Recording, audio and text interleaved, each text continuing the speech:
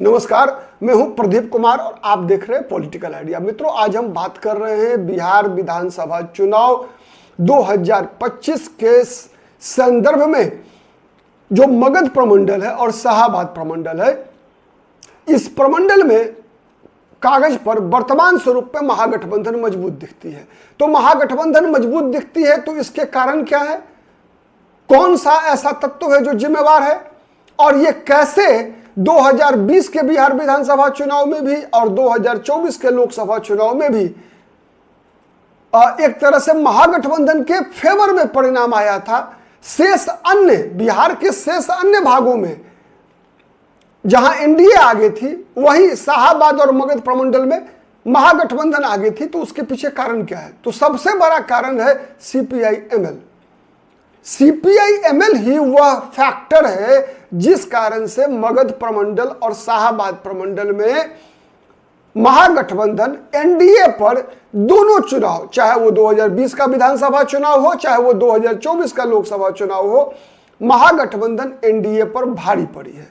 अगर हम एक एक सीट का भी अगर विश्लेषण करने का प्रयास करें अगर, तो उदाहरण के लिए मैं बता रहा हूं, पाटलिपुत्रा सबसे प्रतिष्ठित सीट, पटना राजधानी है, राजधानी के बगल की सीट, मतलब आधा जो विधानसभा क्षेत्र है वो तो प्रायः कह सकते हैं पटना जिले के ही है।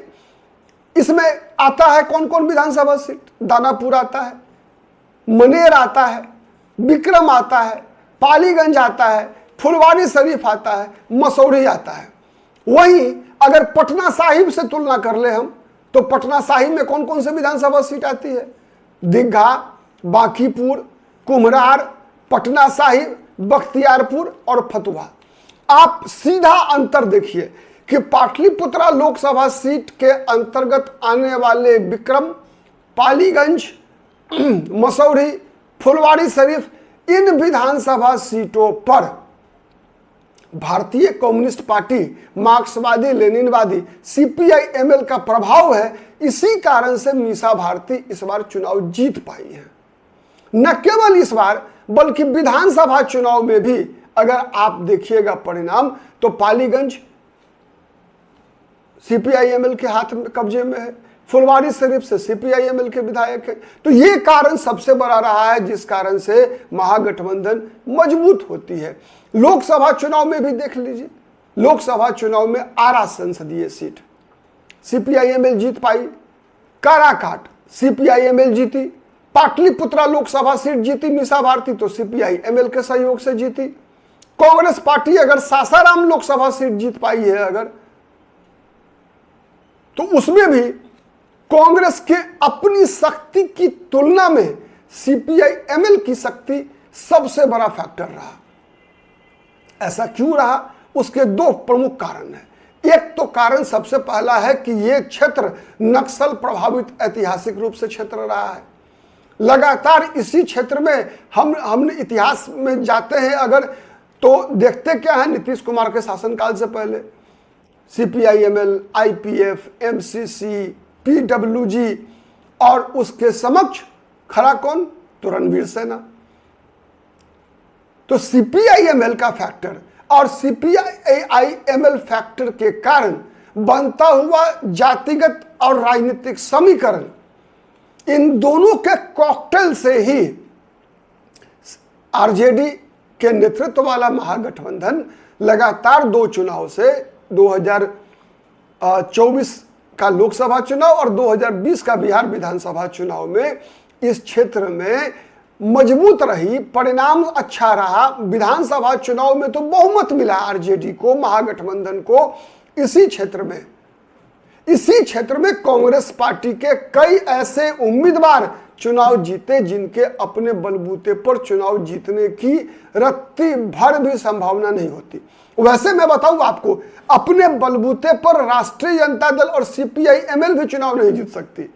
एक बात तय है, क्योंकि जो एनडीए का जो जातिगत समीकरण है, जो एक अम्ब्रेला एनडीए ने बनाया हुआ है जातिगत समीकरण का, जिसके तहत भारतीय जनता पार्टी के पास जो मजबूती के साथ जो माने एक तरह से स्टैटिक जो कास्ट समीकरण है, उसमें वैश्य वर्ग है बीजेपी के साथ, फिर सवर्ण जातियां हैं, उसके अलावे गैर यादव पिछड़ी जातियां ये बीजेपी के साथ हो जाती है, जेडीयू के साथ हो जाती है, ठीक है। तो ये इतना बड़ा मजबूत अम्ब्रेला बन जाता है एनडीए का। फिर चिराग पासवान के कारण पासवान जाति, जीतन राम मांझी के कारण मुसहर समाज और उपेंद्र कुशवाहा के कारण कुशवाहा समाज का एक जो अम्ब्रेला बनता है, तो वो अम्ब्रेला अनडिफिटेबल है, अपराजेय बन जाती है।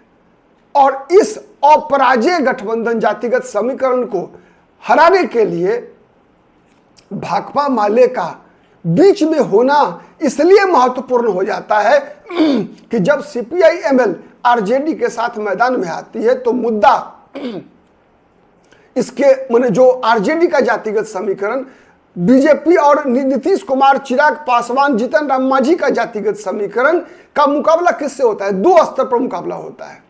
एक स्तर तो होता है जातिगत समीकरण का भी, लेकिन बीच में आ जाती है रणवीर सेना का फैक्टर भी। रणवीर सेना फैक्टर का आने का मतलब क्या होता है?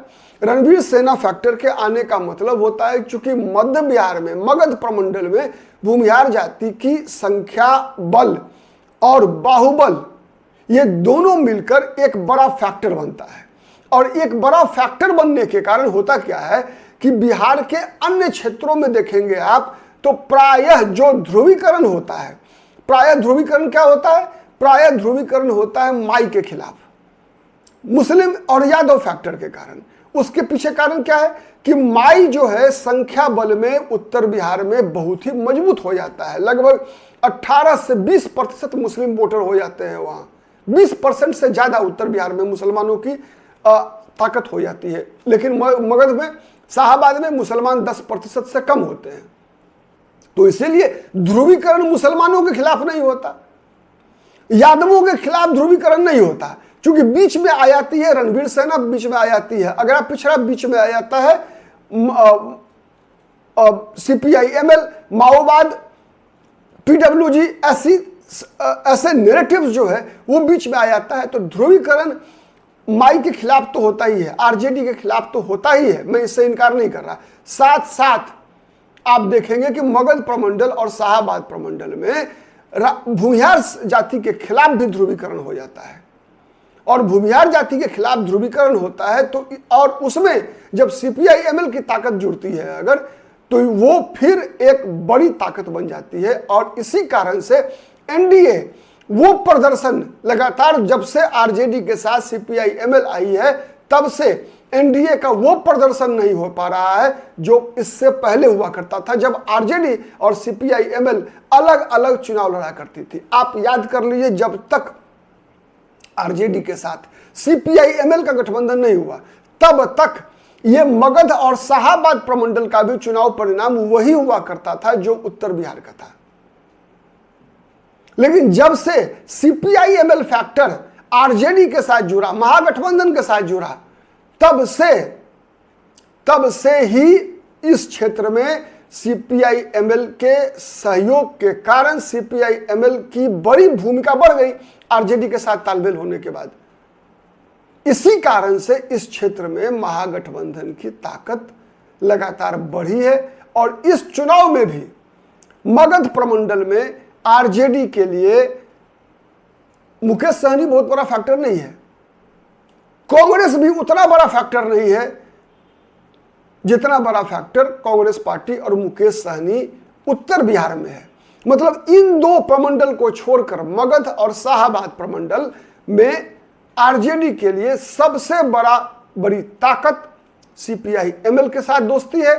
सीपीआई एमएल के बराबर का कद सीपीआई एमएल ही वह फैक्टर है जिस कारण से आरजेडी लगातार दो चुनाव में महागठबंधन ने इस क्षेत्र में एनडीए को परेशान किया है।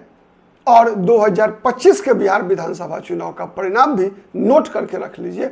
महागठबंधन का सबसे बेहतर प्रदर्शन अगर कहीं होगा कंपैरेटिवली, तो वो मगध और शाहाबाद प्रमंडल में होगा और उसके पीछे फैक्टर सीपीआई एमएल ही होगी। आज के लिए इतना ही, नमस्कार।